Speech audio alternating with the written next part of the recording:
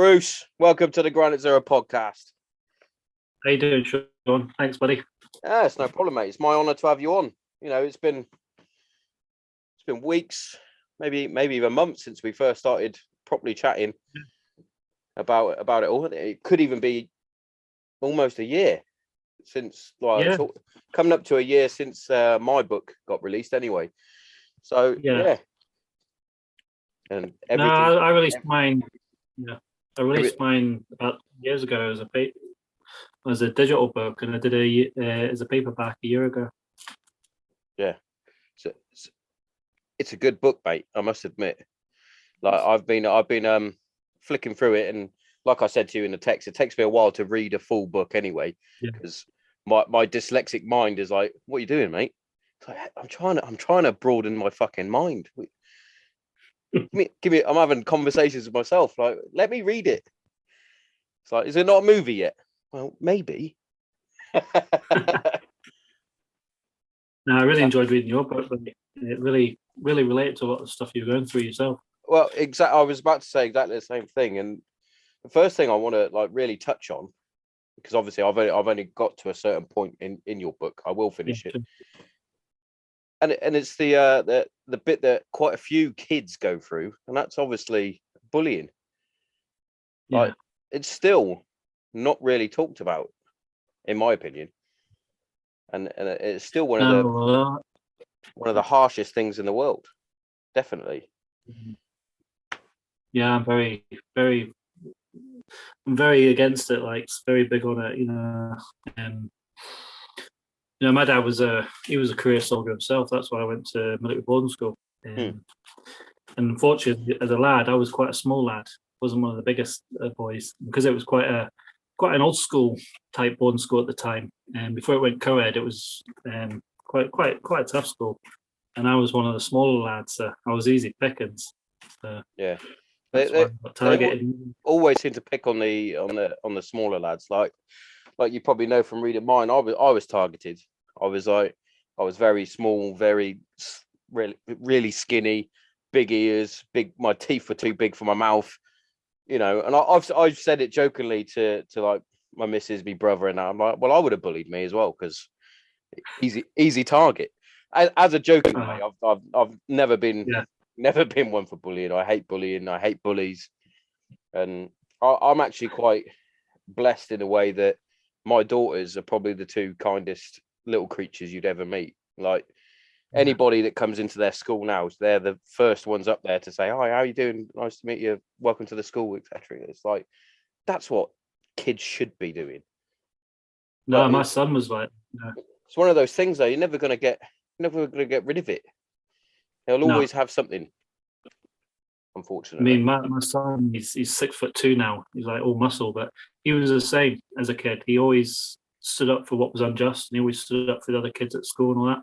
And he knew right from wrong from a young age. So that was good. The fact that he stood up for others.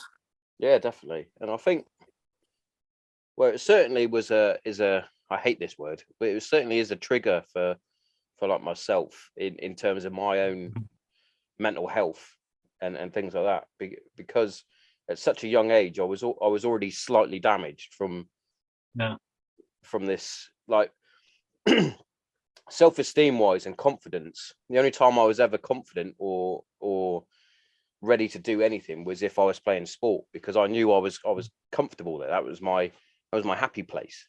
And it's just and I read, obviously, going through, you then started hitting the gym as you got a bit older. Yeah, when I left boarding school, managed to leave there when I was 15. Did a year a bit of high school, and then went to college. And that's when I discovered the gym, and body started responding quite quickly to the weights. And that's when I said to myself, I'm going to get myself big. I'm not going to allow anyone to pick on me again. Yeah, I think, especially after all the bullying I went through and all that, I numbed all my emotions. I numbed all the, for me, it was all weakness. And that's why I was looking to try and be, the tough man. And that's why I always wanted to be in the army or the infantry as a young kid, regardless of what I went through. Because obviously, I was looking up to my dad, I was looking up to my brother-in-law. And I thought, the military will make me the tough guy that I wanted to be. I did try the army at 17, but realized after a month of training I wasn't ready for it, because I wanted to join the infantry, but because I was under 18, I had to take a trade because Mum wouldn't let me join the infantry because needed parents' permission. But just realizing that, I wasn't ready for it. So because I took a trade, or was going to take a trade, and I realized my heart wasn't in it.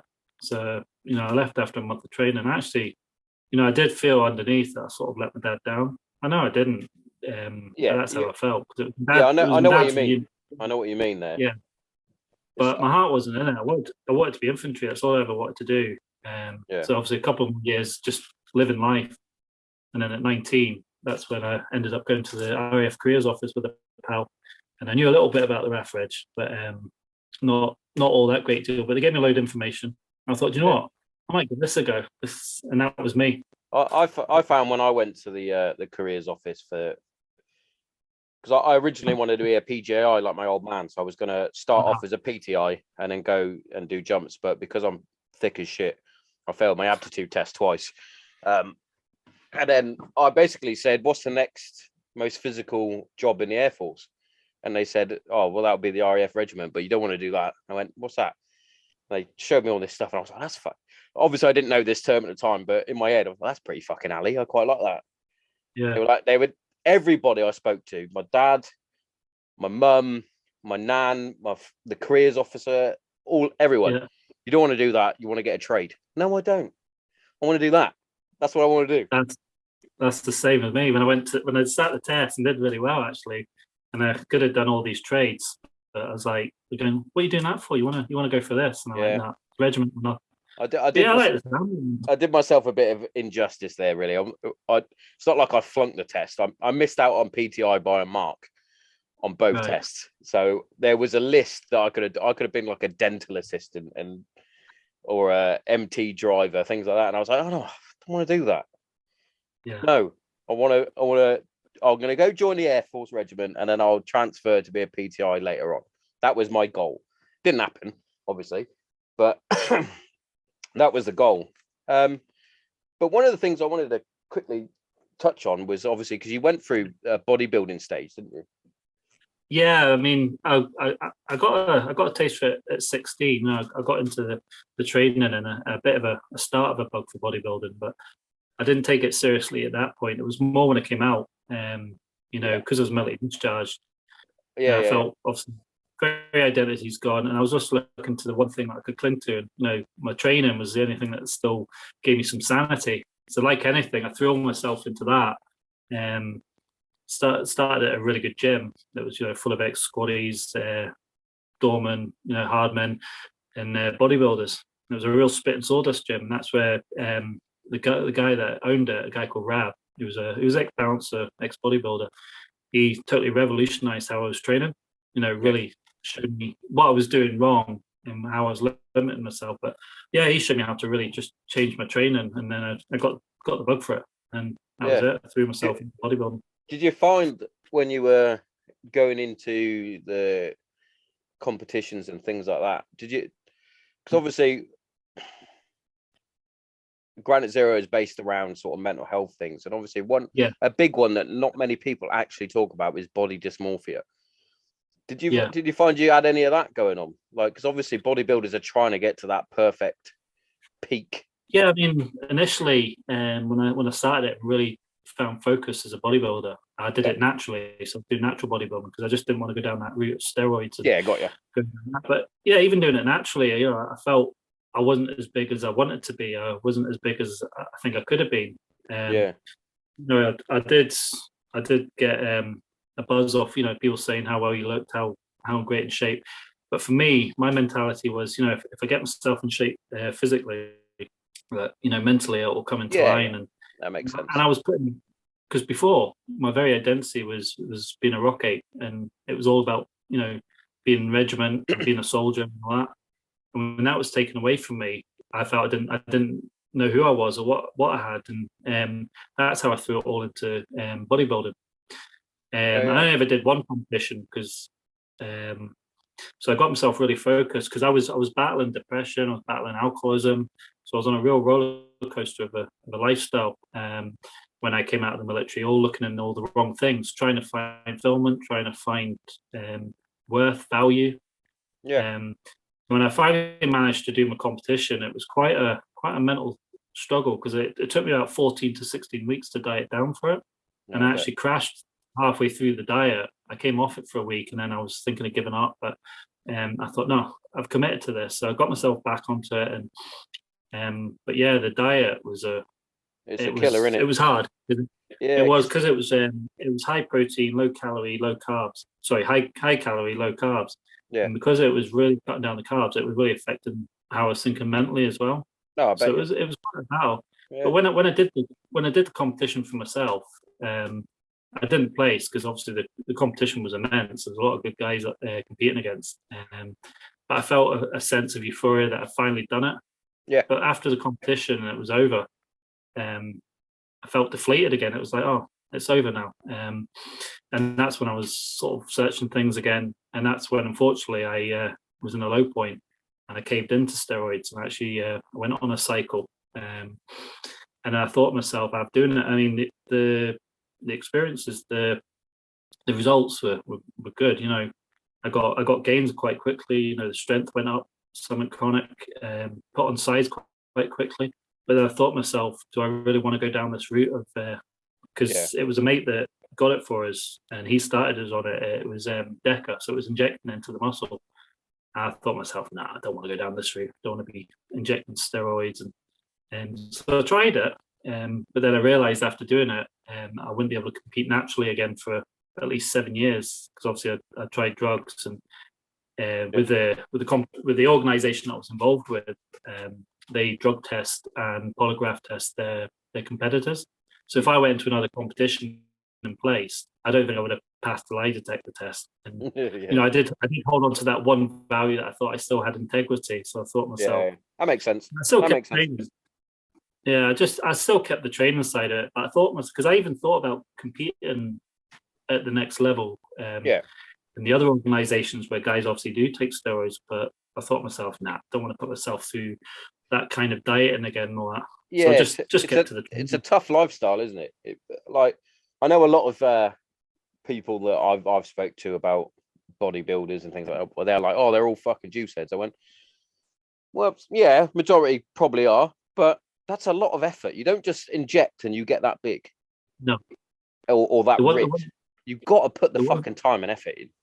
That's what a lot of people forget about that, don't they? They definitely all forget about that. The one thing about steroids is it lets you take your training to another level. Basically, because it is synthetic testosterone, basically what you're doing is you're allowing your body to train harder, recover quicker, build quicker. And, you know, the times like Arnold Schwarzenegger and the guys of the 70s, you know, they only took a fraction of what the guys are taking now. And it took them years to get to the size that they're getting. But unfortunately, the problem with the sport now is these guys are just getting super huge freaks. You know, genetics is a big part of it to be at the top level. But I mean, a lot of the guys I've seen in the gym, you know, they're not cycling the steroids. They're taking more than what they should be doing, and then they're mixing it with others, and that's why they get the health effects and all that, because they're just totally abusing their bodies and they're not coming off the steroids. Not that saying it's completely healthy anyway, but no, I get you. It's a whole other level. It's one of those strange ones, isn't it? Because you look at competitions like bodybuilding, or I'll even go as far as say sprinters and people that are competing, like they're competing against each other, but they're not in it to hurt someone. For example, like the fight game. So sometimes I feel like I watch like Usain Bolt or something, and he's broken that fucking sprint record, and it's like, well, nobody's going to do that unless they take something. I kind of want someone to break it, even if they are juiced up. You know, just have their own juiced up Olympics. That's fine. If they want to take it, they're not hurting themselves. Oh, hurting others, should I say? Yeah, they could potentially hurt themselves if they do it all incorrectly. But you know, it's not like they're MMA fighters or boxers that have got this increased strength. And sorry, just had a text message come through. That's annoying. They're not boxers or juice heads that are gonna just start wailing on someone and caving their heads in. It's like, but that's the argument with the old transgenders fight in like mixed martial arts and things like that. It's like, hang on a minute, Like the latest one that I saw, I don't know if you saw it. I saw it on Facebook, and it made me chuckle a little bit. But this guy is an ex-army ranger from America that is now transitioning to be a woman, which is fine. That's fine. I ain't got a problem with that. But he's then fighting MMA against other women. So this guy's already got all the testosterone anyway. Yeah. And he's just beating the fuck out of women. It's like, no, that's not on. I don't like that. That's not on. I digress then. But that happens a lot on this show, by the way. I go on a tangent. That's cool. But what I was trying to get at is sometimes in terms of bodybuilding, sometimes in athletics, you could probably get away with it. Like, I want someone to throw a javelin 400 meters. Not that that's ever going to happen, but that would be awesome. It's like, oh, but he's on steroids. Oh, what? So you're telling me that that's still not impressive? Do you know what I mean? Do you know what I'm getting at? Yeah. Still got to do the training. I mean, yeah, exactly. Look at your top strongmen. They're not natural. These guys are all on the juice as well. Oh, of course they are. Of course they are. You yeah, just because they don't look like bodybuilders doesn't mean they're not on it. I mean, they're deadlifting. What's the record now? Something like over 1,000 kilos or something. Crazy. That's ridiculous. But also, why? No, I remember. I remember when I was at Honington, there's a young SEC, and there was one of the lads on. I think he was on 15. He was. I mean, I wouldn't name names, but he was a bodybuilder, and he was huge. I think it was about 98, just when all this compulsory drug testing was coming in. Oh yeah. And this guy was massive, and he went away to the Falklands for 4 months, and he come back, and he was about half the size. Yeah. No, but he was half the size. He was half the size he was before. And I remember chatting to him, and he says, "Yeah, he says, I can't risk it if drug testing's coming in. I can't risk getting caught." He was on the game. There's a few lads that I served with. I won't name names, even though they'll probably say that I did, because that's what happens. They were on all sorts of powders and other such drugs, and every time CDT came, it was like, "Oh, do you mind taking the piss for me?" No, I will not. No, you did it. I've been a good boy. Not very high, but I was fortunate. I never got tested by the CDC, but they wouldn't have found anything in me anyway. It was funny. There was a corporal who liked a bit of marijuana, shall we say, and every time they were coming in for the drugs checks, he happened to be on willy watching duty, so he definitely wasn't tested. He was always like, "Oh, I don't mind going down to willy watch." So, oh, of course not. Yeah, I don't think he's in anymore. I think he got out. But yeah, we digress, mate. But I've always been intrigued by bodybuilding and things like that. I've never done it. I've sort of stuck to the same sort of training, but yeah, the dedication that you got to have to get into that shape and to be aesthetically like almost perfect, if you might say, the V shape and the size of the muscles, and it's like, I was trying to attain that. But for me, Sean, it was all I had, because obviously the regiment was taken off me, and it helped battle with my mental health as well. And I mean, I still train to this day. I still train like a bodybuilder in the way in the basics of how I train and all that. But I'm not taking proteins. I'm not doing all the nutrition, all that. I'm just doing it more to keep my sanity going. Yeah, I get that. I totally get that, because I say, like, to be fair, this week I've done a few miles on the push bike, but that's about it really. I haven't been to the gym this week, but I always know if I haven't been doing any training, because I feel shit. I literally feel shit, and I'm like, oh, here comes Mr. Depression and all the other bits and bobs. They're starting to creep back in now, because I've taken a bit of time where I'm not constantly putting positive endorphins into my system. But I say every week that coming down to the shed and having a conversation with the likes of yourself, that always makes me feel good anyway. That's like a boost for me. That's a bit of my positive endorphins coming into me through conversation. But the other side is getting out for walks. I take my missus' cousin's dog out for a walk because I'm not allowed my own one, which is annoying.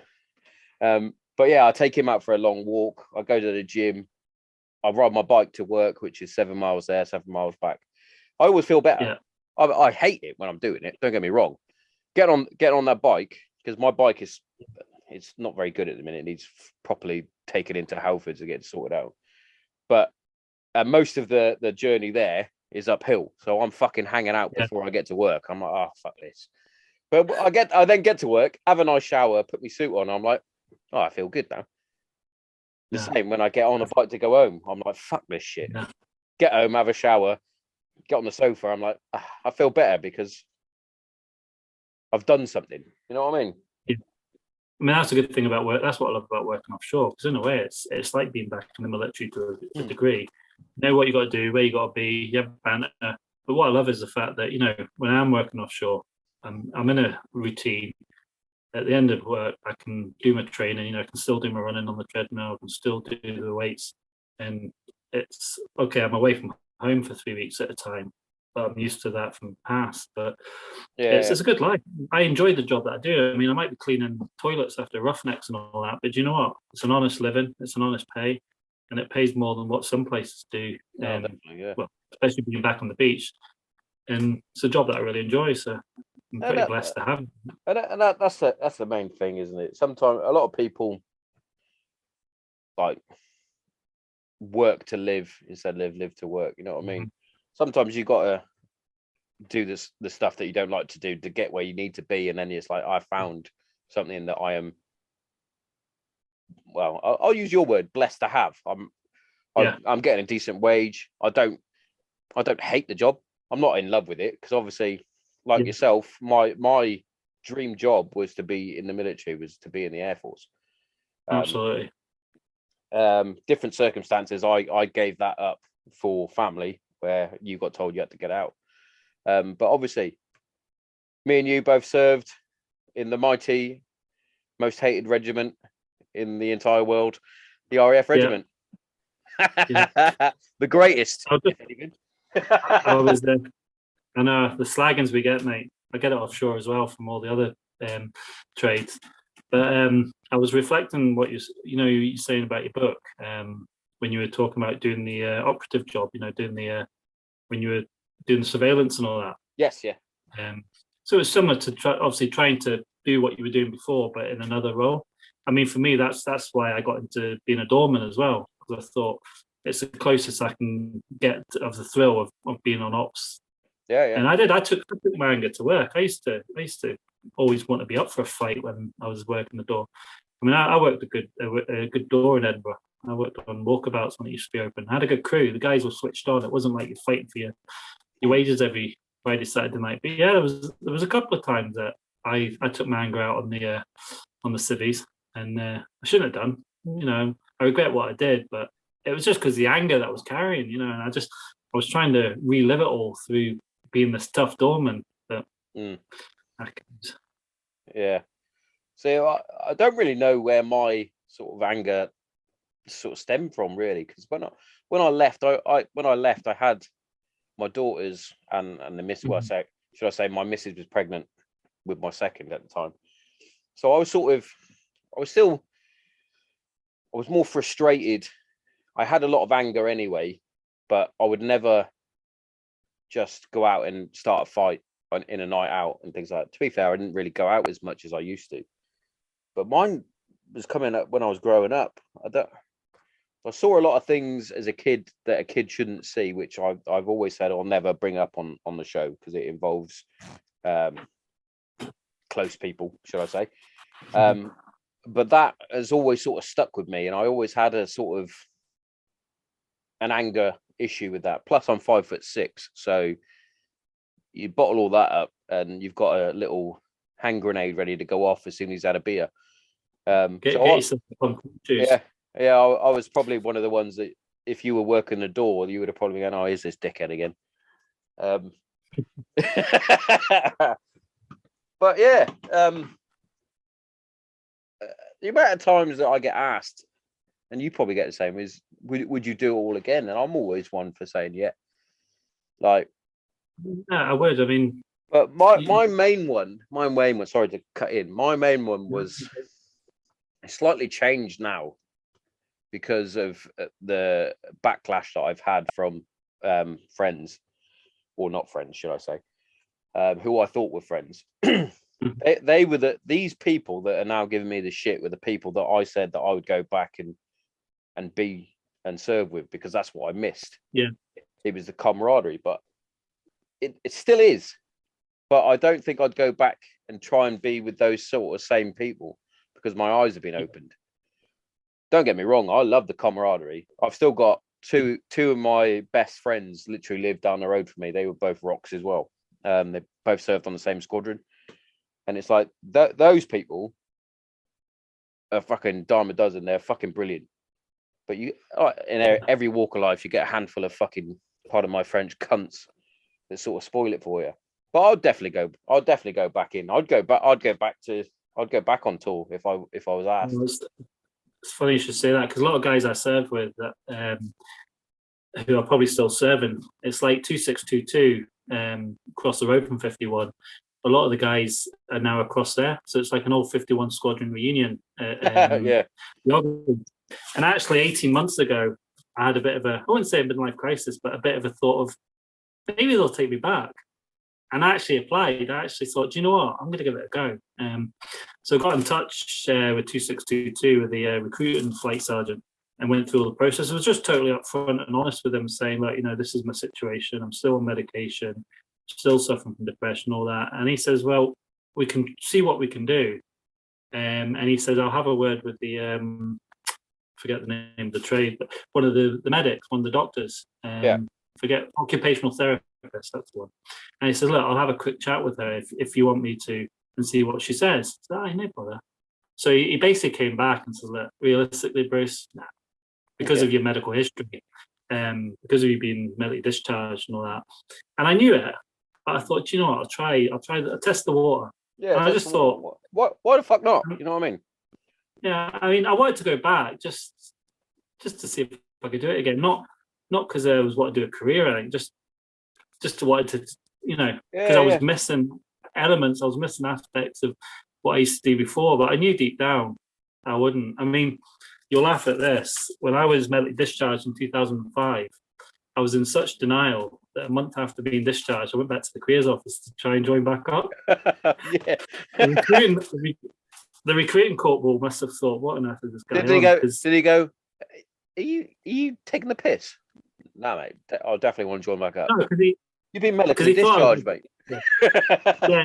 At first, he thought I was legit. I was wanting to come back in because of the street. And then when they did all the checks and all that, they're like, sort of, we'll call you, don't call us.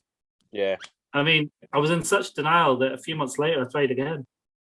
Jesus. I mean, it was crazy. I look back now and I can laugh, but I was in such denial. But talking about, guys that you served with that were meant to have your back and felt they turned their back on you. I mean, when I came back from Iraq in 2005, I was picked up for my FT again. It was obviously before we had the Landstag rank, and we only had the FT1, FT2. So it was the FT1 go from a corporal. So I was going back on it. I'd only come off it the year before because of my depression, and I managed to get myself upgraded so I could go back out and do another tour. But 2005, when I went on my FT2 again, my FT1 again, it was like deja vu. I was about a month into it, and that's when I had a complete breakdown. And I just completely lost it. And I had to go to the doctors. Doctor diagnosed me with depression again. And obviously, medically downgraded, the so-called rubber gun shit, as you met beyond. But I went back up to the squadron, and it was like a lot of guys, I think, because there was still a lot of stigma back then, even now. It still is, mate. Yeah, it still is. And a lot of the guys that I served with, some of the guys that I even went into Iraq in 2003 with, that were under, because I was made up to an acting corporal going in, so I took a section in, but some of the guys just, I think maybe it was because they didn't know how to handle what I was going through, all that. But yeah, a lot of guys basically just turned their back on me. Sort of shunned. still the into same, mate. HQ. Yeah. Oh, love a bit of HQ. We'll get to that. Yeah, no, I was sort of put away. I was put away sort of on HQ flight, out of the way. And to be honest, I just kept myself to myself because I was feeling crap enough as it was without guys sort of just you know. But some of the guys, it is what it is with that. I think in terms like even now when I first came out with depression and PTSD and the things that I had, people were like, do I ask him about it? Do I just sort of give him a wide berth, or do I make fun of him? And I was like, to be fair, you could do all the above depending on how I am on the day. You know, sometimes I want to be just on my own, but sometimes I need someone because I'm a bit of an introvert unless I'm talking. If that makes no sense. I'm an introvert until you get me talking, and then I come out of my shell. So if, for example, if we were in a bar, I wouldn't just come up to you and go, "You all right, Bruce? How you doing?" You know, I'd probably just sit on my own for a bit until I sort of had a few beers, and then I'd pluck up the courage and make a conversation. But yeah, sometimes I need someone to go, Tommo, are you all right? Do you want to go for a beer? Sometimes, but that's the thing. But a lot of people don't know how to talk about depression or how to talk to someone with it. It's like, we don't need you to try and fix us. Just be empathetic. Open your ears, listen to our problems, and sort of relate to the problems, because everybody's got similar problems, I'm sure. It's just how you deal with it. Do you know what I mean? Yeah. I mean, I know how some people, they find a way that a recovery, you know, there's people out there find all different, you know, for me. Oh, yeah, definitely. Not sounding a religious nut, but, you know, for me, I came to faith. I found a faith. And that's what became my saving grace. And I know that's not the same for everyone. But for me, that's what turned my life around. Of course. And like now, I can come on a show like this and I can chat with anyone about anything. And I was never like that before I came to faith.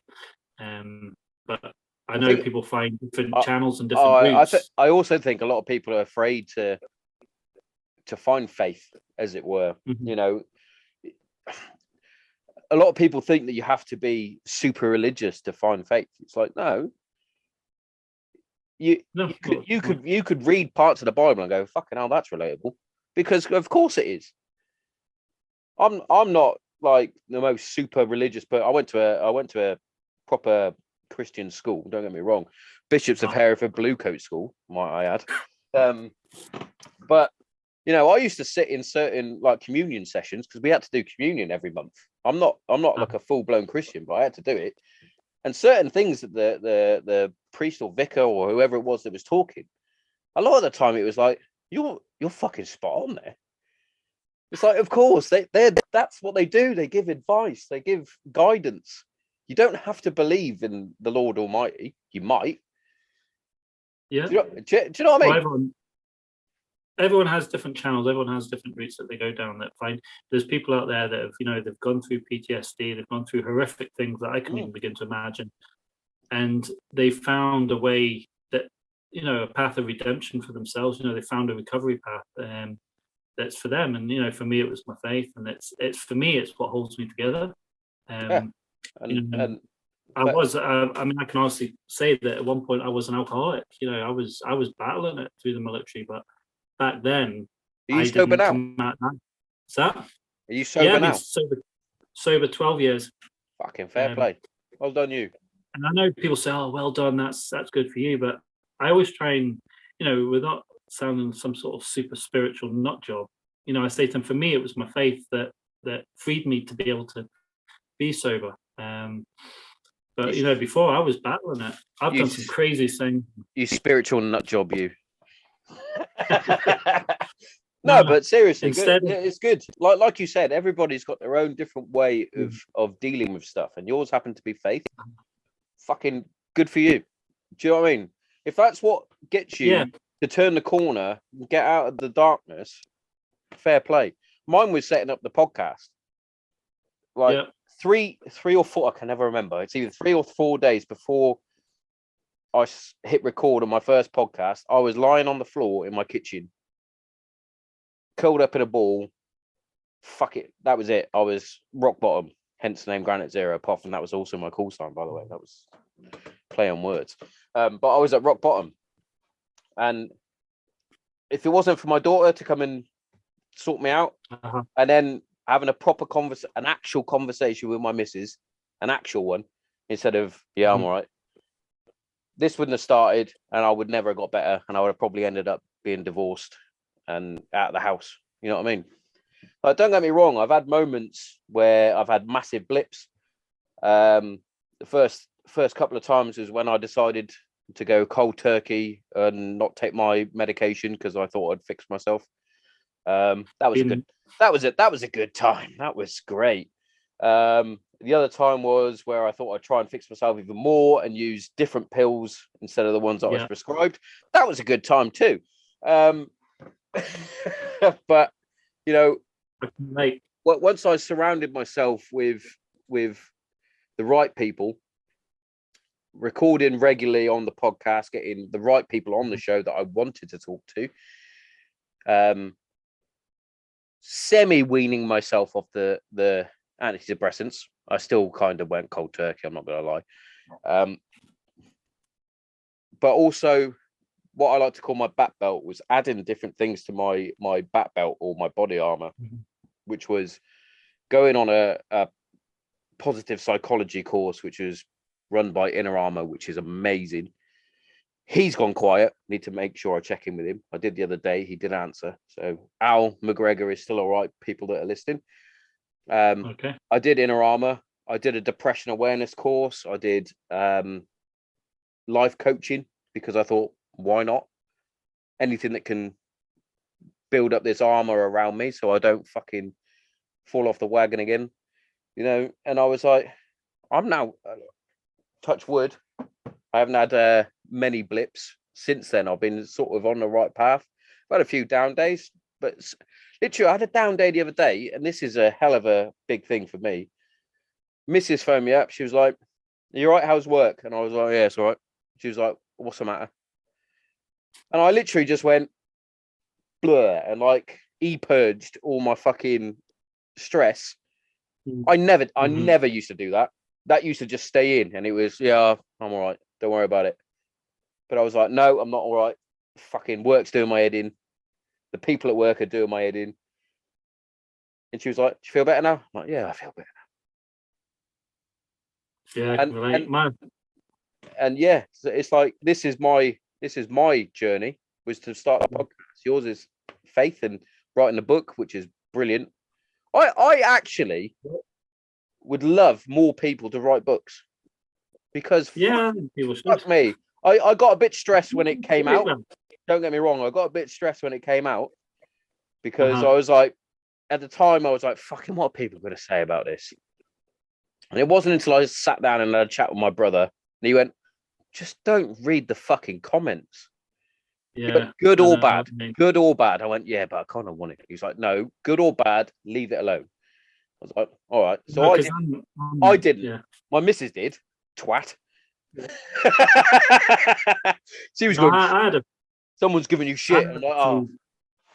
I had a few crap comments on my Amazon page, but I don't know, there's people out there that have served in other regiments and all that. They probably looked at my book and gone, "What on earth is this nut job on about?"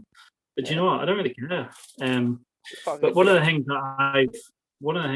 you know, since coming to faith 12 years ago, you know, I've had opportunities to go and share my testimony, my story, my journey, whatever you want to call it.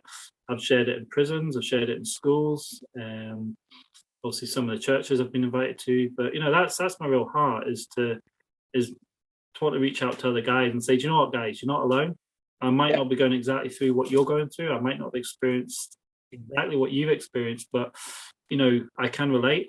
And it's just, you know, because there's one too many veterans out there that are committing suicide. There's one too many veterans that are being let through the system. I mean, my saving grace, Sean, was the fact that I had a girlfriend and parents that put up with so much crap from me. When I came out of the military, I mean, I put them through hell. I mean, literally, I've done some stuff that I'm ashamed of, but I don't carry the guilt anymore. I'm not, you know, okay, I regret what I've done in the past, but I'm not living in guilt of that. it's behind me, it's done. But yeah, I put them through. And if it wasn't for my parents, if it wasn't for my family and my girlfriend at the time, unfortunately, part with everything that we actually did go on to get married, but the marriage ended up being a disaster. And I'll put full hands up that I could have done so many things different, but unfortunately, we went through a divorce. I've been married twice before, and I've put both my ex-wives through hell because of my selfishness, putting my job first, so many things. But now I'm just came back last week from a wee breakaway with a wife. That's as my wife now. We've been married 10 years. She's my rock. She's my best friend. She knows when I'm not myself. She knows when I've missed my medication. She can read me like a book. But I'm transgressing now. That's a crazy feeling, isn't it? When you miss your medication for a couple of days, it's a crazy feeling. I think that's my internet, by the way. That's going a bit funny. It's a crazy feeling where you're like, all these emotions just come flooding back for a second, which is one of the reasons why I came off my antidepressants, or wanted to come off my antidepressants, and did eventually, was because I literally went numb. I'm not. Yeah. It's probably different for everyone, but I literally had nothing. Like, the joy wasn't there, the anger wasn't there, the hurt wasn't there, and I was like, I want to feel these things, and at the minute I can't. For example, my mother-in-law is on them, and she's on them because she lost her dad, which was really sudden. He used to work in a factory back in the day that had a lot of asbestos, and then all of a sudden he got cancer, and it literally just went, and then he was gone he was diagnosed, and then a few weeks later, I think, might have even been days, he was gone. And I was like, wow, that was quick. Like, when you first saw him, you were like, there's no way this guy had it, or would ever. He was always outside, he was always active, and he was coming in, he was like mid-80s, I would say, but you wouldn't think he was. And then all of a sudden it was like, oh, you're looking old, what's happened? And then unfortunately he passed away. But yeah, she ended up on antidepressants, and she can't cry. That's one of her big things. Like, we've been to a couple of funerals recently, and she's just like a zombie, you might say. And it's like, whoa, that's where I personally wanted to feel that. I didn't like the fact that my depression and my moods were literally up and down. 1 minute I'm up high, and the next minute I'm really low and hating on myself. That was my main thing. I hated myself. That was my main. And I was like, well, I need to sort that out. But instead of thinking, what can I do to sort that out? I automatically went to the doctor and went, I'm this. They went through the test. They went, oh, you're depressed and you've got high anxiety. You need to take these pills. And I was like, I've said for forever to my missus, I don't want to be on pills. But I took them because I wanted to fix myself. Do you know what I mean? Yeah, I mean, I've been on a couple of different early on antidepressants, and I've been on one. I think it was citalopram, and it was like what you're saying. I was numb. I didn't seem to have any emotion. I was flat all the time, and it really affected my dreams as well. And I was having some horrendous dreams because of it. But I went on to a different one, and I was the same when I was trying to fix myself. Yeah, I was coming off it. I was going on it. I was doing everything that I thought I could to fix me, and that was one of the reasons I got into bodybuilding, because I thought I could fix me. Yeah, but, I wasn't on antidepressants when I got married to my wife, but 10 years ago, when we were newly married, I think we'd only married a couple of months, and I had I think the stress of it being a new marriage, because I wasn't just getting married. I was taking on my son, who I've now adopted. So I'm now, thanks. So now I'm not just a husband, I'm a father, and the responsibility of all that. Yeah. And I ended up having just because for me, my depression can come on me without trigger. Yes. And that's what used to frustrate me, because people say, oh, well, you must have a trigger, something must have happened. And it's trying to explain to them that sometimes I can go into the darkest of moods, for no reason. It can Yes. come like that. But Yes. anyway, I went through. Totally agree with you on that one. I had a complete stressed out moment, and I went upstairs, and in my anger and frustration, I used to take it out on myself. And I went like that, and I hit myself so hard, I gave myself a huge black eye. And I was crying. I was just totally a wreck. And my wife came up, and she was distraught seeing the fact what I'd done. But I went to the doctors, spoke to the doctor and all that. And that's when I decided, you know what, I'm going to go back on medication. So we talked about it, discussed it, and I went on fluoxetine. I'm on a low dosage, and you know what, I've been on that ever since.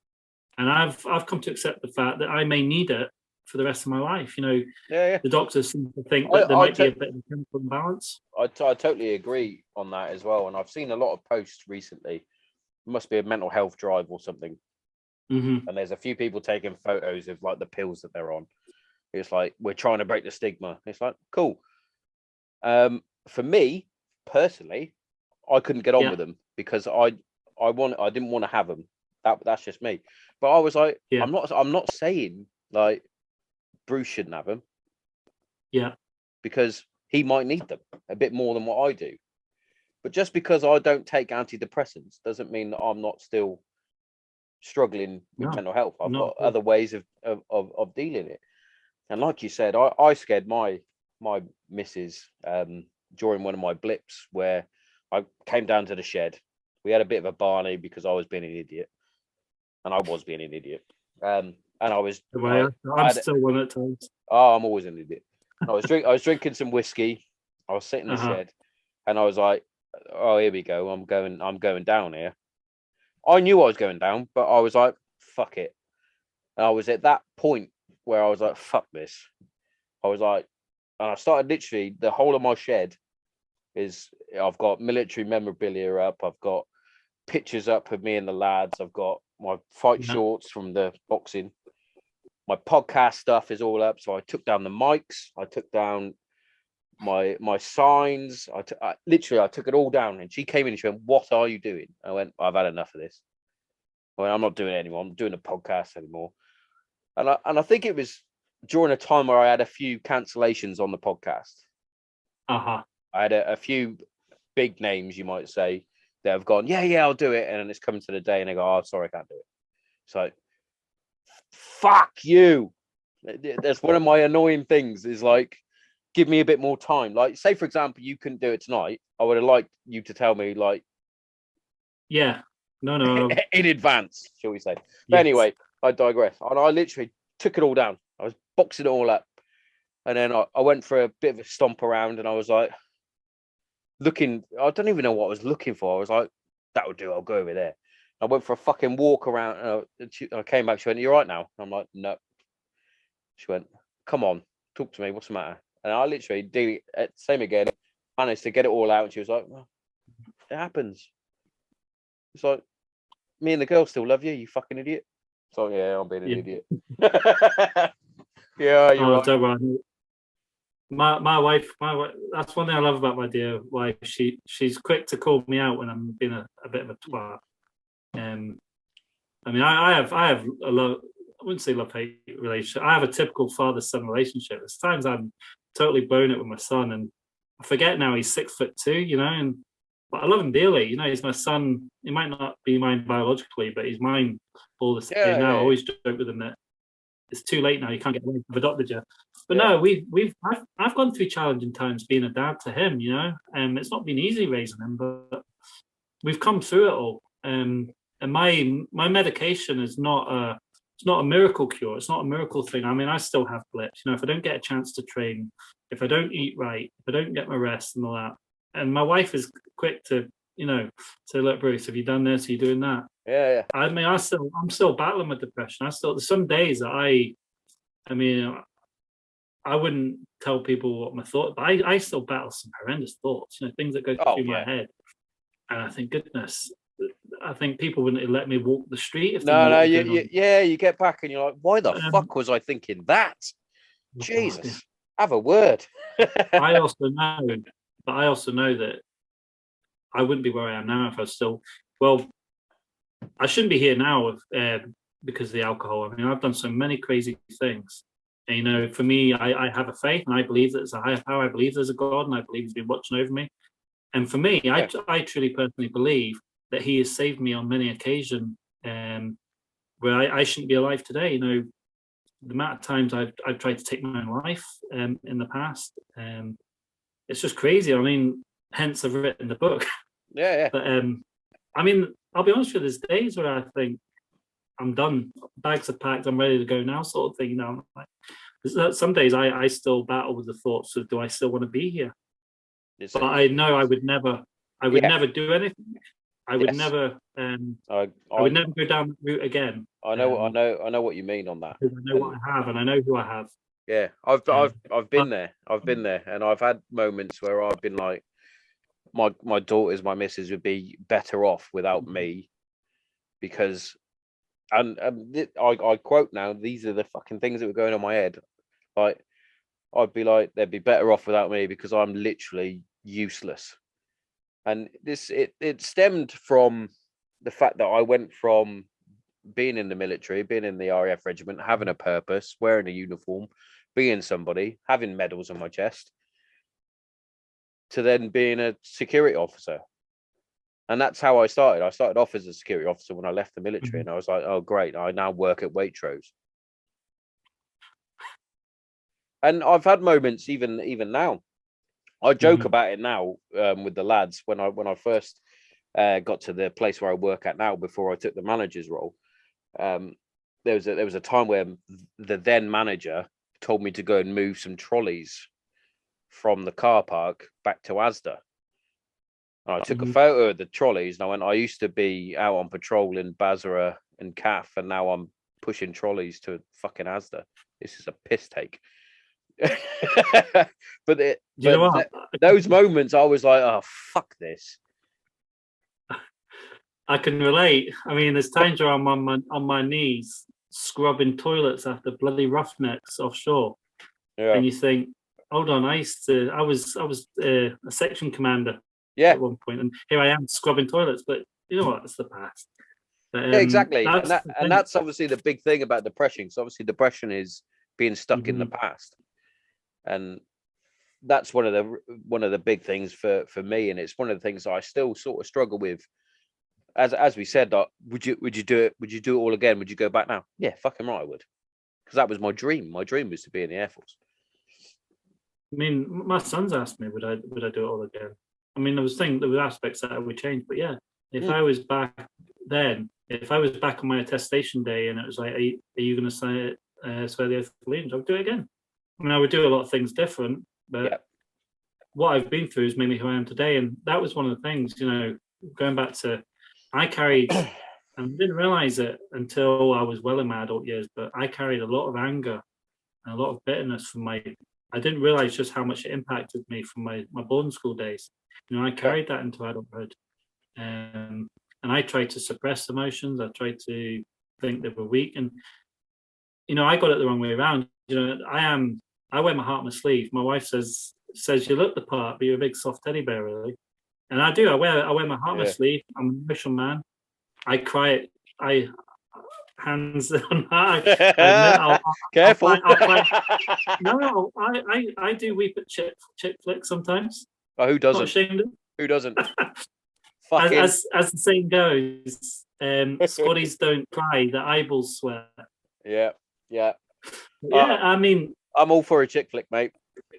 Yeah, but no, mate, I almost went the other day, not a chick flick, with Brian Wood. I don't know if you've seen Brian Wood doing all the marathons. Danny Boy.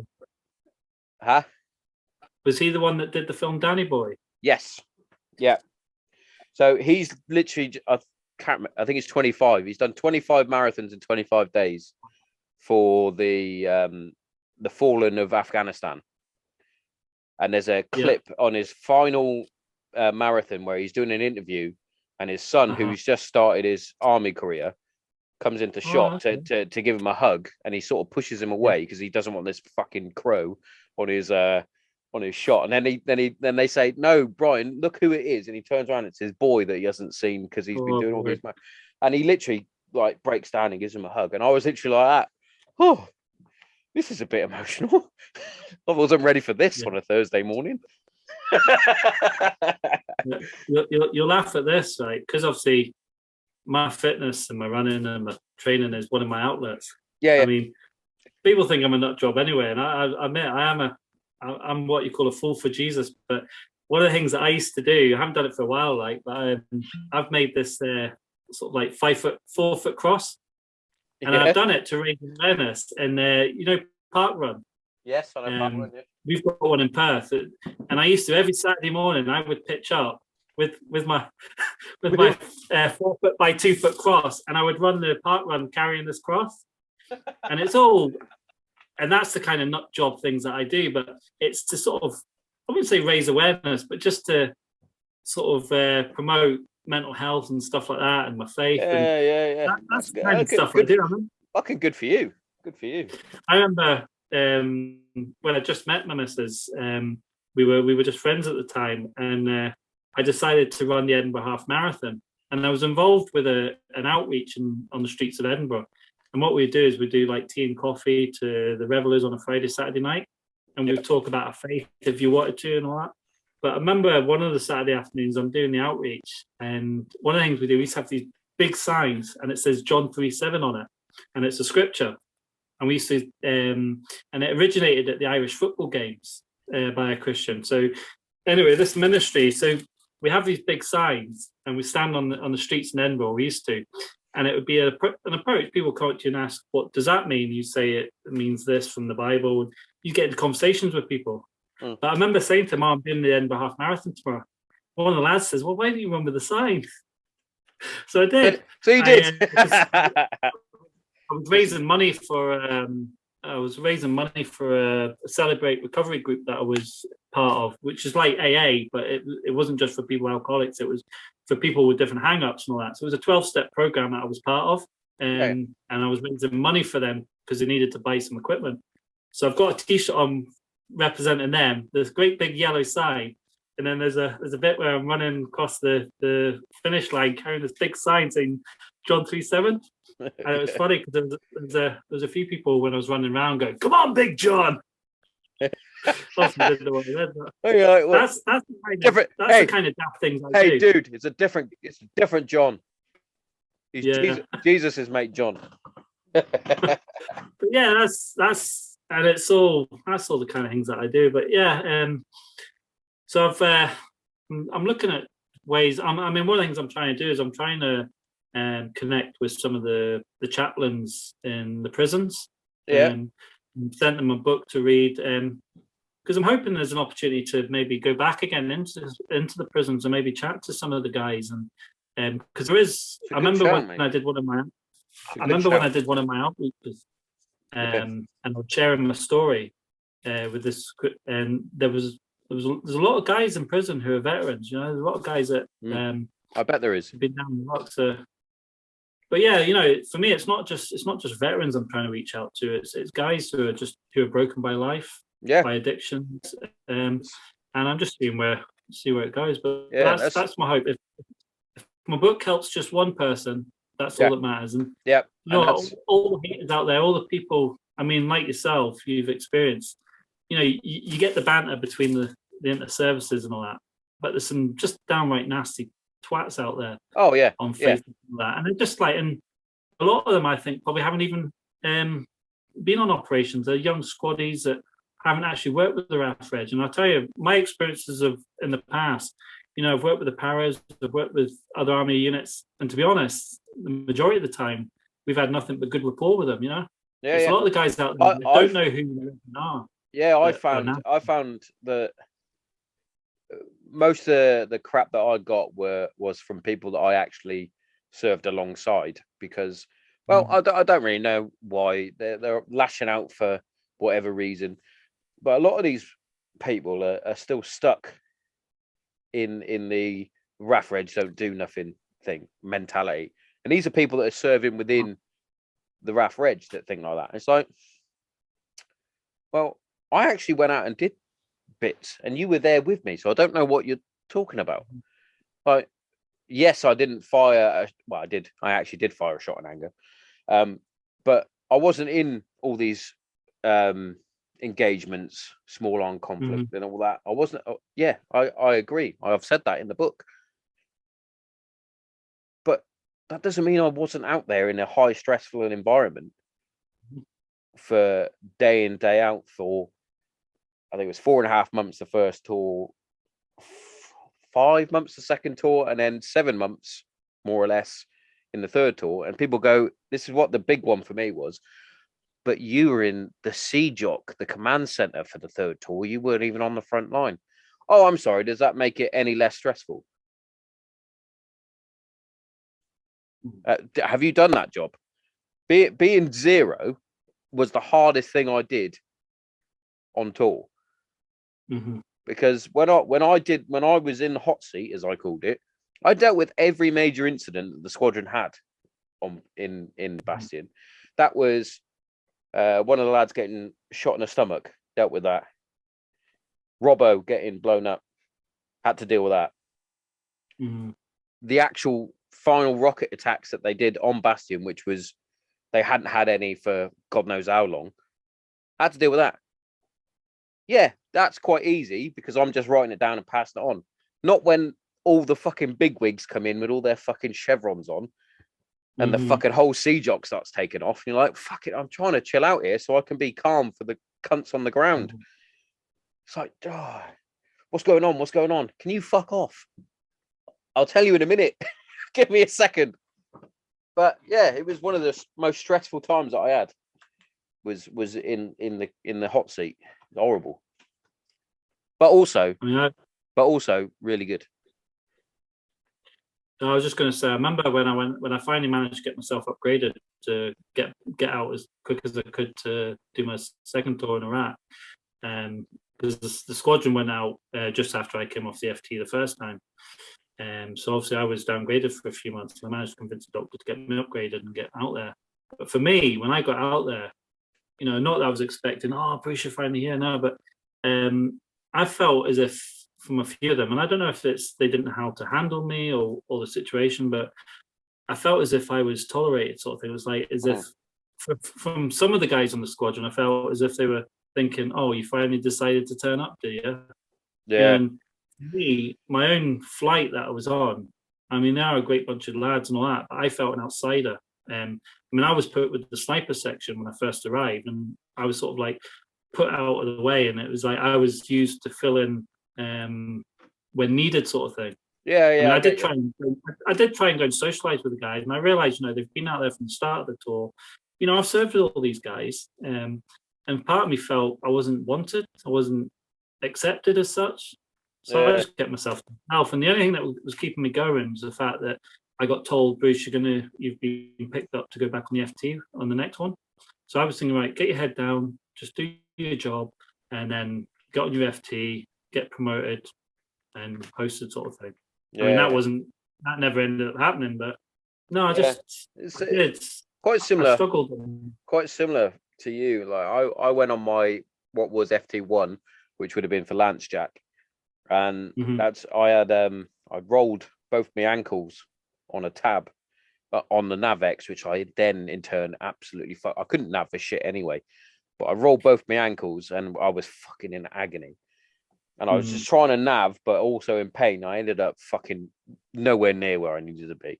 I was embarrassed for a start, and I got picked up, and I went, I need to go to the med center. I've done my ankles in, and of course you have. I was like, no, I've done my ankles in.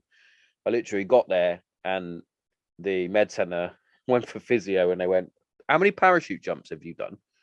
I went, none. Why? And they went, you've literally got no ligaments in your ankles. I was like, oh, that explains a lot. Because I was constantly always just rolling my ankle for no reason and like carrying on, which is probably the most idiotic thing I've ever done. Every time I roll my ankle, it's like, oh, fuck it, I'll just tape it up. Typical squaddy mentality. Tape it up and crack on. They were like, you should have come in ages ago to get these looked at. And I was like, okay, cool. Can I go back on the FT? And they were like, well, you can. And then I went in, and I was literally, we're just tabbing to where we were starting off to go back out on exercise. And I fucking done it again. I rolled my ankle again. I was like, oh no, I'm done. And I think that was one of the reasons why I was like, I'm done. I can't. Mm. Because in my head I was like, I'm not going to be able to do it again. And then basically HQ stopped me from doing what I wanted to do, which was join the air signalers that we had that were attached from the Force Protection Wing. I wanted to become a JTAC. That's what I wanted to become. Yeah, okay. Which is quite a big thing now. A few of my close mates are JTACs and whatnot, and I was like, well, that should have been me. But every time I went, can I go on this course? Can I do this? No, Tommo, you can't. You've got comms to deal with here. So I'm trying to fucking grow and be a better gunner, and you're not letting me do that. So that stopped me. And then I was literally, I can't remember where we went. We went on this comms exercise, and I was sat there, and I was the only one from HQ. Everybody else was Soggy Weapons and a few others. And I was like, I don't know. Well, I did know him, but I was like, none of these are my mates. I fucking sat on my own, and I literally went, fuck this. I've had enough. And I was literally gone. I was like that. Nope, done. 7 clicks. I'm done. Because my missus is fucking stressed out at home. We've got a fucking newborn. She's getting stressed out because daddy's not around. And I'm about to go to Afghan again. Mm-hmm. And then I did it. And the funny thing was, I was out in Bastion and they went, Tommo, you've been picked up for the FT1. I was like, are you taking it? I've put my papers in. I've put my papers in. I ain't doing it. No, I remember when I came off from FT1 the second time, obviously when it was the old FT1. Yeah. And I mean, this was how broken I was. It was like I just couldn't function properly. We were doing the, CO, flight commander gives orders. Yeah. You're then to extract the orders, and then I'm to write the orders to give to a section. And we were doing the theory in the classroom work the next day. And I remember looking at the stuff that night, and I just couldn't. I could see it, but I couldn't write anything. I just couldn't function. I didn't sleep at all. I was just so blank, so just in a really bad place. I thought, you know what, I'll cough it. So I remember being in the classroom. I thought, I'll cough my way through this. And I just froze. I just couldn't say anything, do anything, and I was like, total embarrassment. And I remember the training sergeant just said, I think he was in complete embarrassment, didn't know what to do. He said to the lads, right, lad, go and take a brew. And then he just completely ripped into me. I mean, I can't blame him, like, because he didn't know what was going on with us, like. Yeah. Completely ripped into me, and I just that was it, because I burst into tears. I was blank, and with the lads there that were on my section for the orders, and I just burst into, complete utter sobs, hysterical sobs. And sergeant was like, right, lads, go and get a brew. And then he just completely ripped into me for about 2 minutes. And then when I managed to compose myself together, and then he was like, like, Bruce, what the bleep is going on? What's wrong with you? What's happened? All that. I just said, I can't function. So he sent me to the flight commander. He was obviously the flight commander in charge of the FT1. And it was like we'd been here before. I was in the same boat from the last FT. And he says, right. And I could see him just looking at me thinking, you're an embarrassment. He says, like, go and see the doctor. So I went and seen the doctor, same doctor again. It was just like deja vu. And I just completely burst into tears and all that, just completely broken. But it was this time that I realized that I am broken and I can't fix myself. And the doctor, but I remember going back to RTSB, and speaking to the flight commander, said, right, get your stuff together, and away you go. Obviously you'll leave tomorrow, because I had to drive all the way back up to Lossie. But what really stuck out for me was the flight sergeant that drove me back to Bunton was Merv Ash. He was my flight sergeant when I was on 51. And one of the things he said to me, I'll never forget. I remember he was driving there. We didn't talk much. And I remember when I got out of the Land Rover, and he just looked at me and, Bruce, take care of yourself, mate. And that really, I really knew that he was concerned. And I remember thinking because at that time I sort of met a South African girl that was living in Bury while I was on the course. And I thought, I can't face the lads. So I sort of went and stayed with her for the night. So obviously I didn't get quizzed by all the guys. And then the next day packed up my stuff and then went back up to Lossie. But yeah, and that was it. That was my downward spiral, Sean. That was when I just completely. It's a hard one because it's a promotion course for your dream job, and I'm putting words in your mouth here, but you probably thought, I fucked it. Well, I just thought, I think the realization, the disillusionment of it all, I thought, just what am I going to do? You know, I just realized I was at the end of myself. And I went back up to the squadron, and I just completely went downhill after that.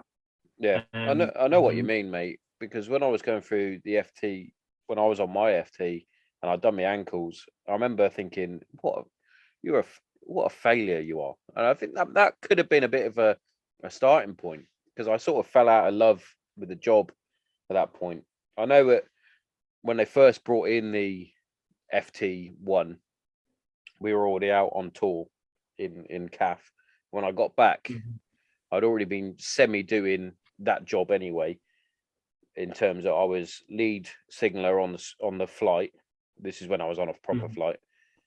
I was a vehicle commander because I didn't have a fucking 600 because I slopey shouldered that one. So I was a vehicle commander, I was a bomber commander, and I was like, well, I'm doing all these commanding jobs. And then they pulled out the list for the first lot from my basics that were going on to do the FT1, and my name wasn't on there, and I was fucking fuming because there was lads that hadn't even been on tour that were going away to do this FT1, and I was like, this is a joke. I went, what have I got to do to? And then I got put on HQ, and then blah blah blah. I ended up getting on one eventually, and when I did get on one, I came off because I was fucking injured.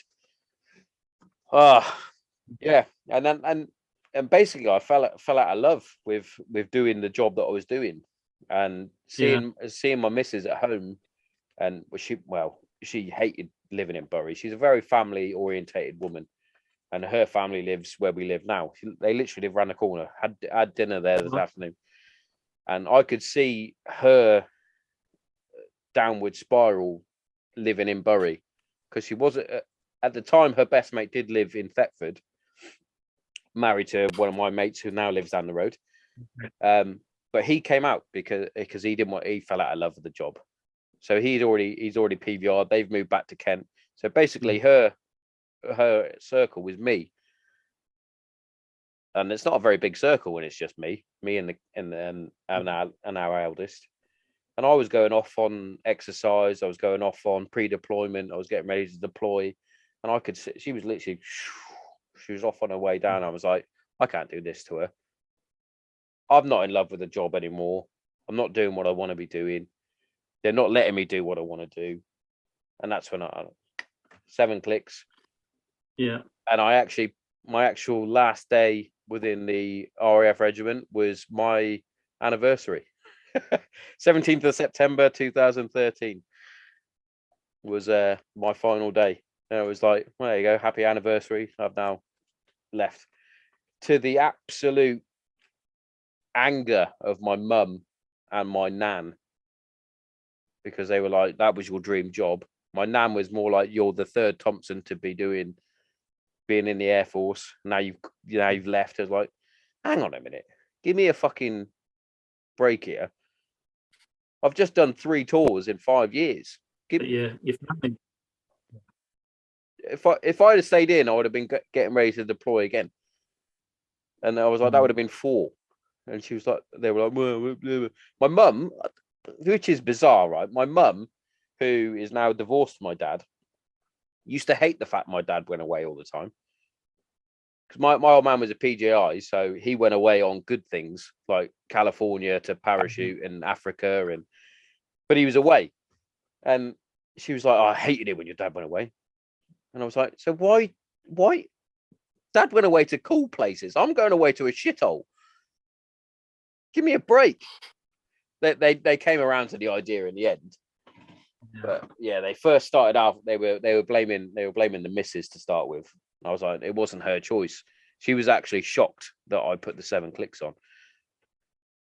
She was like, why have you done that? And I was like, for you and the little one. And for me, subconsciously, without really realizing. Well, family are more important, I think.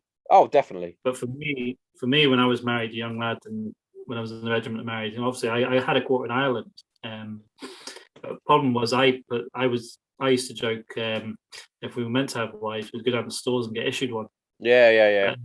I mean, I was literally, I can put my hands up and honestly say that I was married to the job first rather than my wife. I put the job before the wife. Yeah, I did all that. Yeah.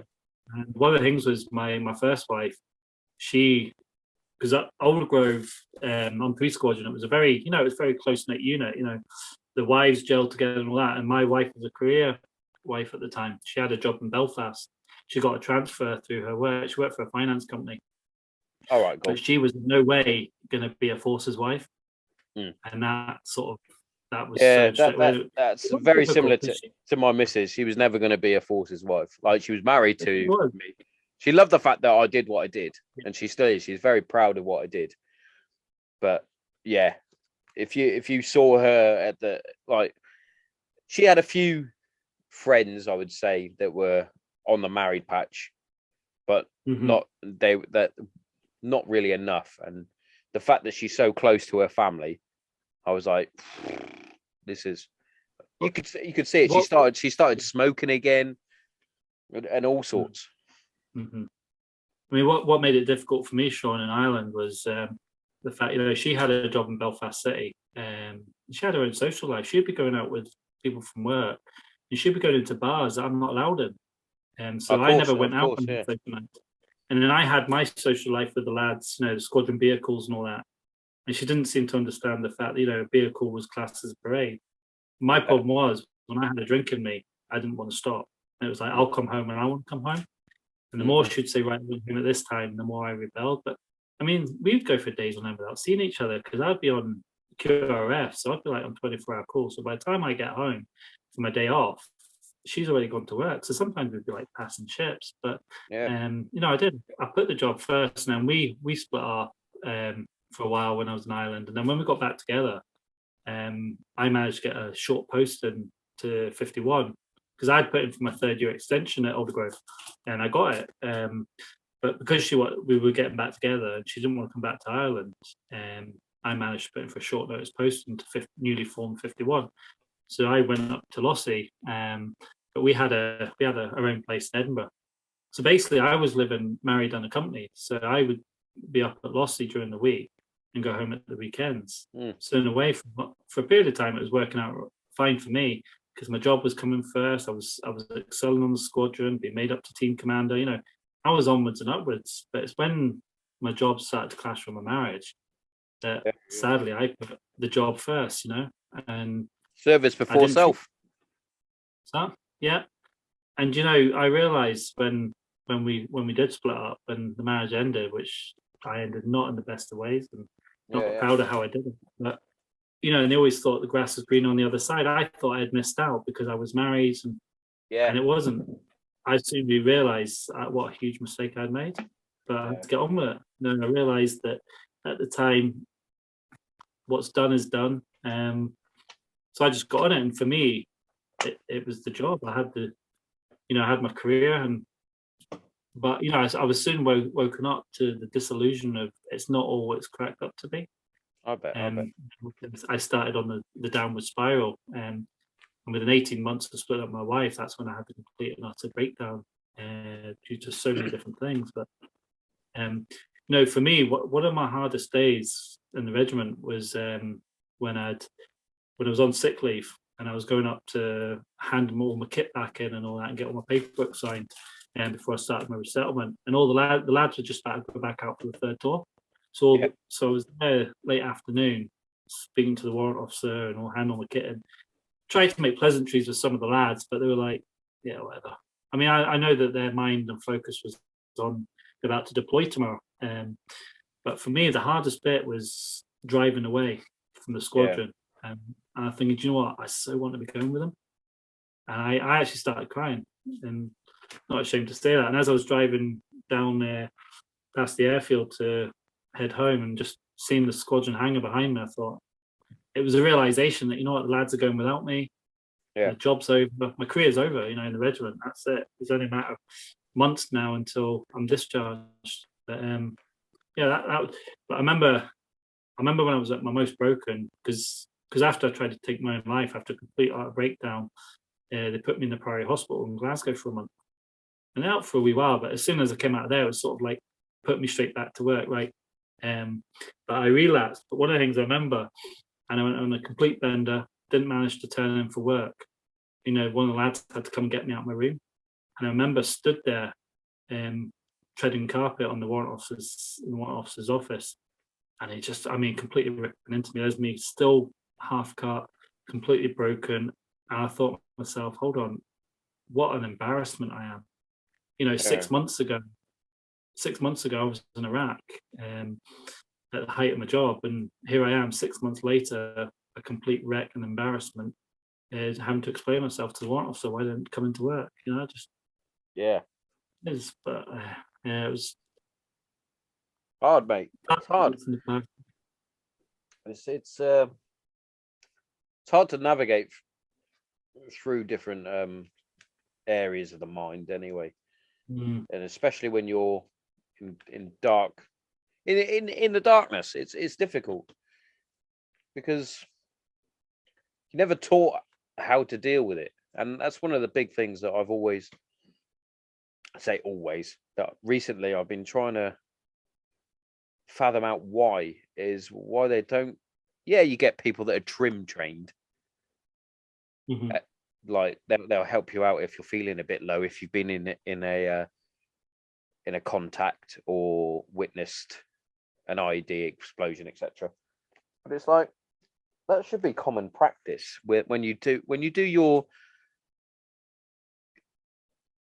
I'm trying to think of the what they used to call it.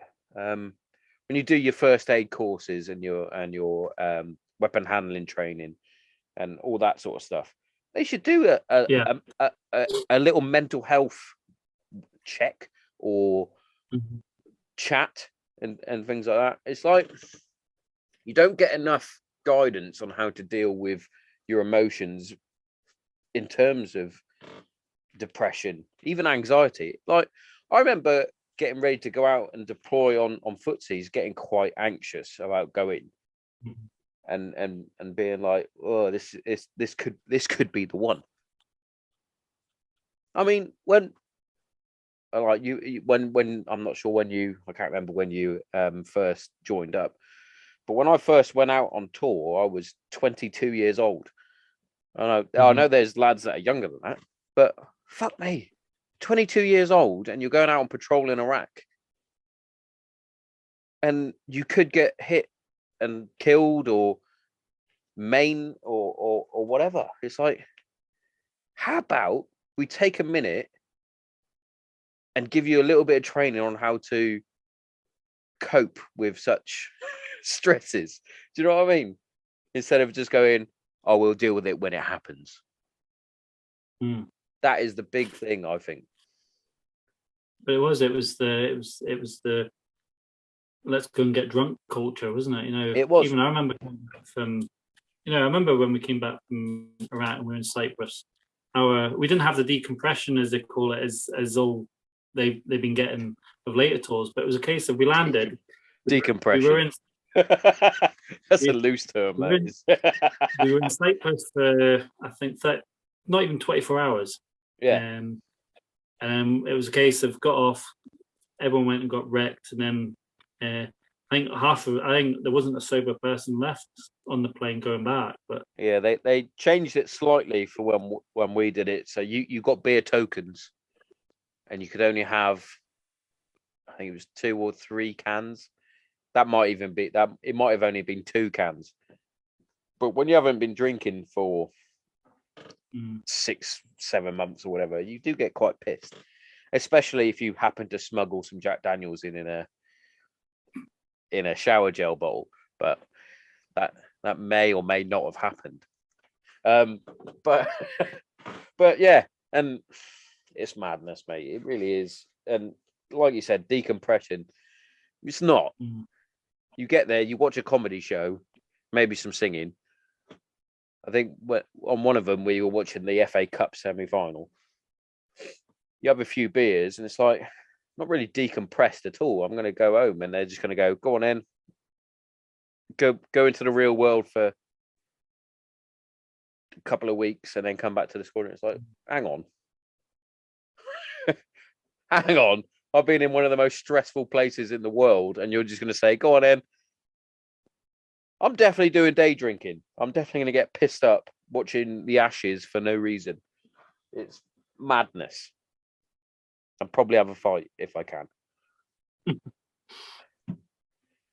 madness, mate. But yeah, like I said, they need to do more.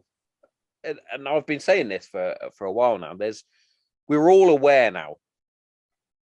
I've seen lots of hashtags of mental health awareness and mental health awareness and mental health awareness a bit more. It's like, we're all aware. What are we doing about it? That's the big thing. And like you've said, and like you are a shining light to, there are different avenues that you can go down.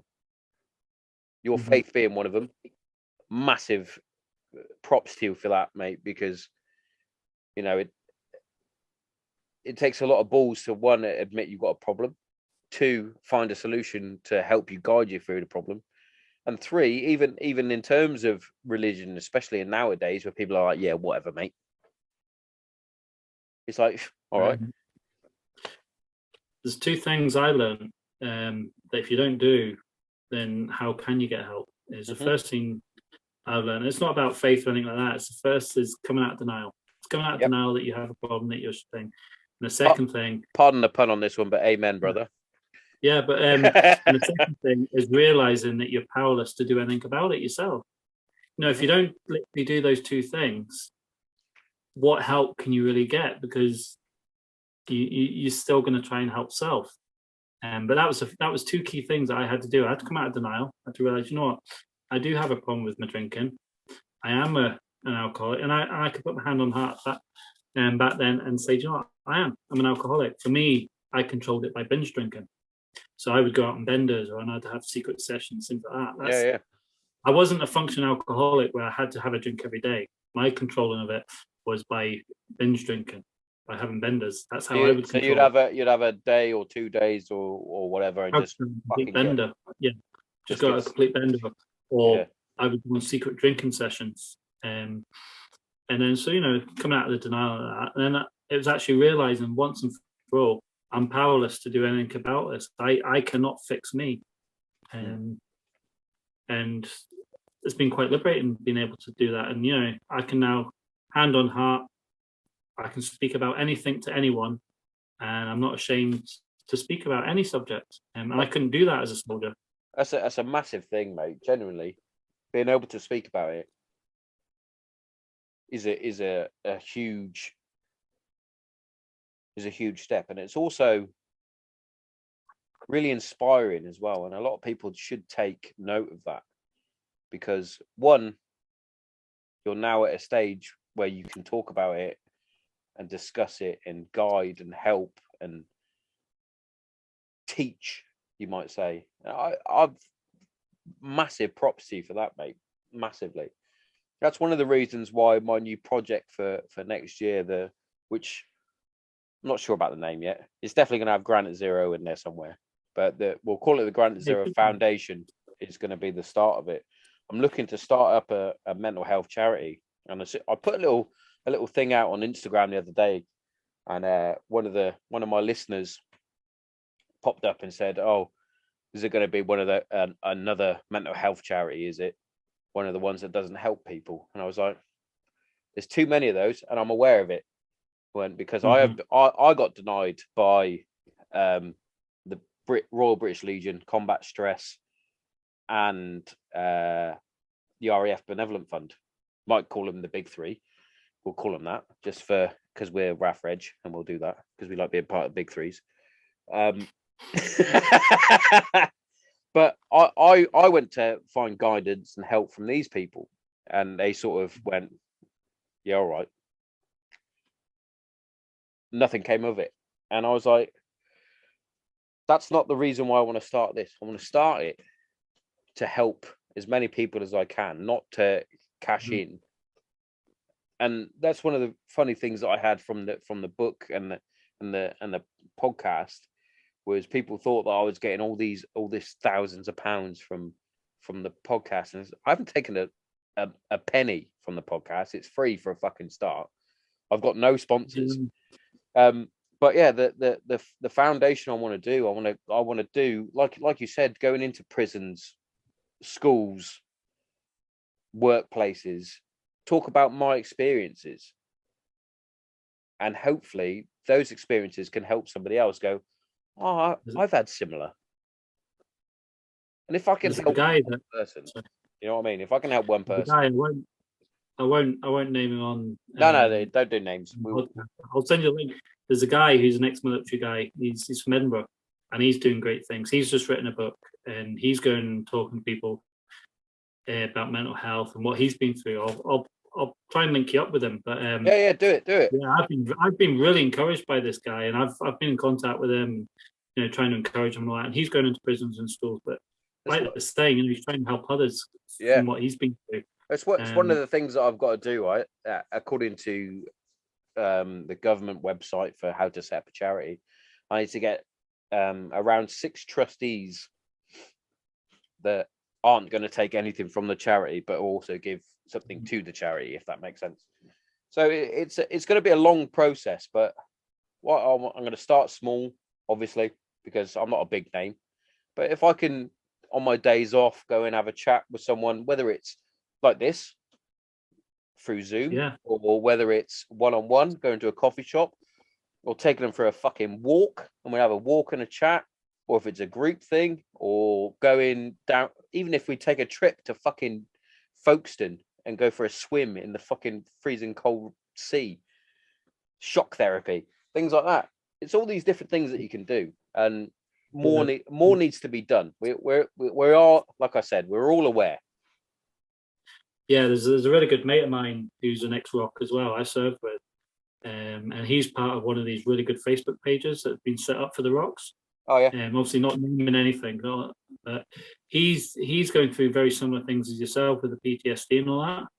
But I think you probably already know him, but I think he'd be very up for supporting you with what you want to do and all that. Yeah, I think this Facebook page would probably be wanting to support you as well. Yeah, the thing with I actually came off as many ROC related Facebook pages.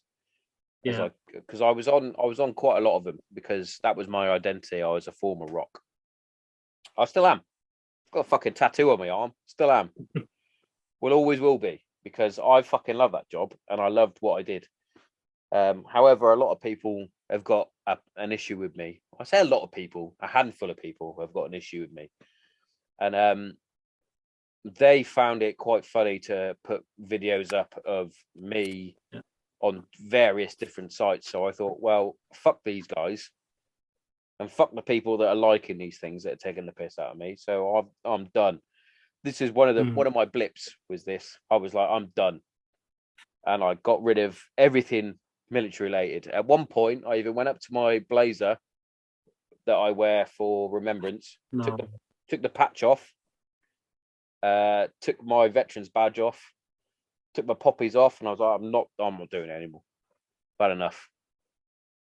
And then I calmed down for a minute, and the missus was like, "What are you doing?" And I was like, I was in one of those moods where I was like, I've had enough. I'm done. I'm done with all these people.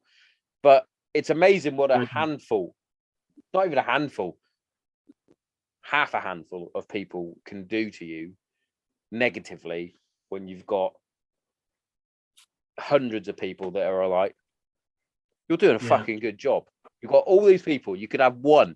You could have thousands of people saying you're doing a fucking brilliant job. You have one dickhead that goes, "You're a fucking cunt," and you're like, "Oh, fucking, I'm a cunt." It's like, listen to those guys, the positive ones. Leave Captain Negative, dickhead. Get rid of him. But that's how my brain works. I'll focus on negative first. I'm trying my hardest to be Mr. Positive. Especially with the missus inside, try my hardest to be Mr. Positive, because she is Mrs. Negative. She's worse than me at times, especially in today's climate with COVID and things. She thinks the world's going to end. Keep doing what you're doing, Sean. I'm going to need to wrap up, mate. I'm not realising the time. Yeah, I don't even know what the time is, mate. I could talk for hours. Like 10 o'clock. 10 o'clock. Fucking 10 o'clock, mate. We fucking smashed that out of the park. I'm happy with that. Yeah. Nah, mate, that's fine. No, I've enjoyed chatting with you, mate. This will be the final podcast of the year. So as of next year, we'll have to do part 2, mate. Definitely, because mate, we've done what? Fucking nearly 2 hours. Oh, I've even had a message now, Mrs. All right, but it's all good, mate. Definitely, we'll definitely get part 2 in, mate, and we'll continue because this is.